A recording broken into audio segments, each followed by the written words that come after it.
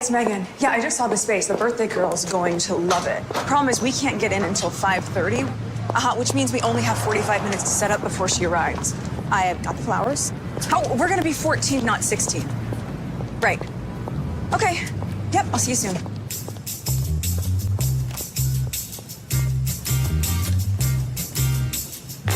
The right pair of jeans makes you feel good. Really good. Reitman's, really.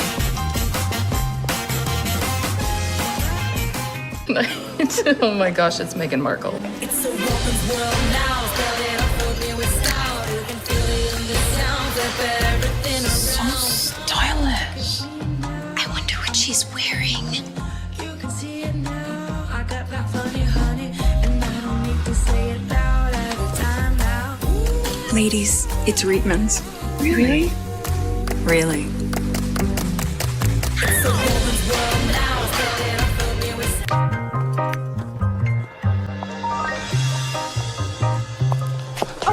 Oh, Sorry. sorry. Hey, you're Meghan Markle. Yeah, hi. Come on and look at me now. I'm the one and only. You can see it now. I got that funny honey, and I don't need to say it loud every time now. Cause I got every single dime now. Ladies, it's Reitman's.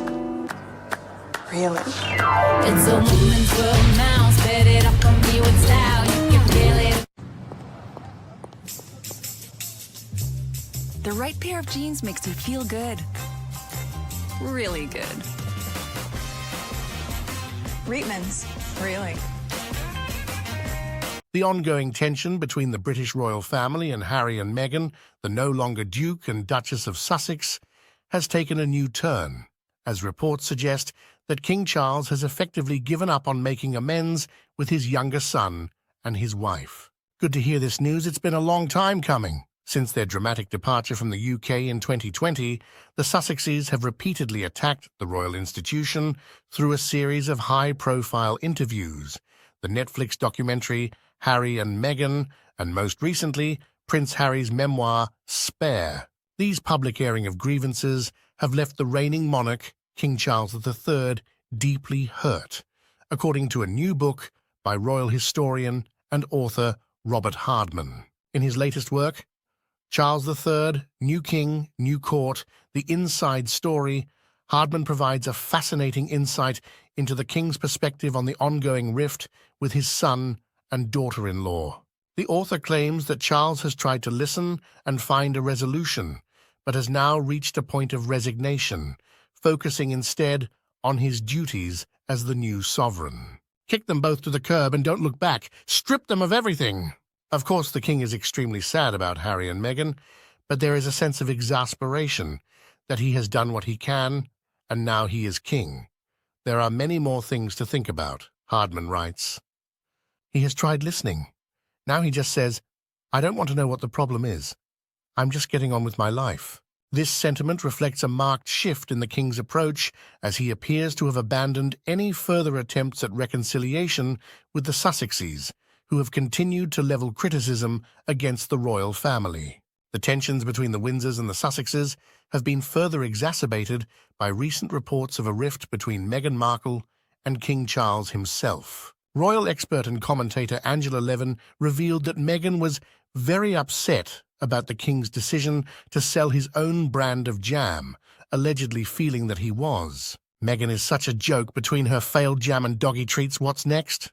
However, Levin dismissed this notion, stating that it is not in his nature for the king to intentionally undermine his daughter-in-law. She suggested that the reported incident was likely an overreaction on Meghan's part, further highlighting the delicate and strained relationship between the Sussexes and the rest of the royal family. The ongoing saga continues to captivate the public's attention, with the king's apparent resignation from seeking reconciliation, marking a significant development in the complex and deeply personal conflict that has gripped the House of Windsor, encroaching on her territory.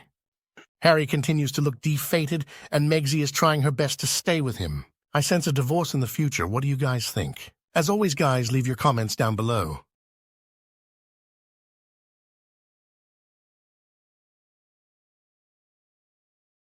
It's the first time little Meghan Markle was on TV, and she was a firecracker even at age 11. I don't think it's right for kids to grow up thinking these things, that just mom does everything. For a social studies assignment way back in elementary school in Los Angeles, Meghan and her classmates were asked to watch some commercials and assess their messages.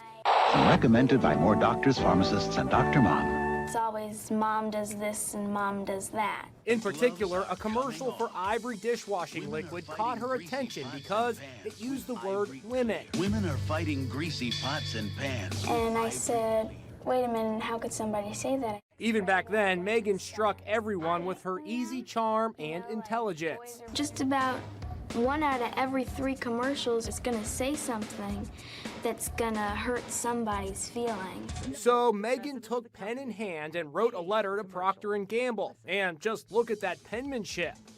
So I was wondering if you would be able to change your commercial to people all over America. Here's the shocker. The company actually changed the commercial to say people, not women. The gloves are coming off. People are fighting greasy pots and pans with Ivory Clear. What Meghan did landed her on the cable show Nick News in 1993, hosted by Linda Ellerby. It was absolutely clear that this young woman was strong in her beliefs. It didn't matter if she was 11 years old. She believed in women, she believed in her own power, and she wasn't afraid to reach out and say, I want my power, I want my rights. Good evening. Many years later, Meghan spoke about the Ivory dishwashing liquid commercial. At the age of 11, I had created my small level of impact by standing up for equality. Back in 1993, Meghan had these words of advice for fellow kids across America. If you see something that you don't like or offended by on television or any other place, write letters and send them to the right people, and you can really make a difference for not just yourself, but lots of other people.